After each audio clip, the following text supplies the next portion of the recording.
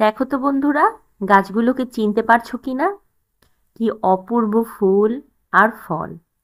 কি নামে ডাকো তোমরা? বৈজ্ঞানিক নাম ইউরেনা লোবেটা, যাকে সচরাচর বনকেওড়া বলা হয়ে থাকে। সবচেয়ে মজার ব্যাপার হচ্ছে, এর ফলগুলোকে ছোটবেলায় আমরা মাথায় কিলিপ হিসাবে ব্যবহার করতাম। কারো সাথে কারোর ঝগড়া, রাগারাগি হলে অসাক্ষাতে তার মাথায় কয়েকটা ফল দিয়ে দিলেই হয়ে যেত খেলা শেষ। তারপর আর কি, চুল ছিঁড়ে তারপরে এই ফল তুলতে হতো। সে কি যে কাণ্ড! এই ফলগুলো দক্ষিণ দক্ষিণ পূর্ব এশিয়া মহাদেশীয় অঞ্চলে পাওয়া যায়। মূলত এগুলো হচ্ছে হরিণ এবং বানর জাতীয় প্রজাতির প্রাণীদের বিশেষ ধরনের খাদ্য। কিন্তু আমার পুকুর পাড়ে এই গাছগুলো কি করছে বলো তো?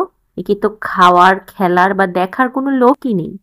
তো আমার চোখে পড়ে গেল, আর আমার চোখে পড়ে গেলে সেই গাছকে তো আমার ভিডিও করতেই হবে। আমি ভেবেছি ছোট দেখে কিছু চারা তুলে এনে আমার ছাদ বাগানের টবে আমি লাগিয়ে দেব। আমি আসলে বেশ কিছু প্রজাতি আমার টবে প্রতিস্থাপন করেছি, আরও করব বলে আশা রাখছি। তোমরা বলো, এর কি কি গুণ রয়েছে? কমেন্ট করে জানাও। ধন্যবাদ।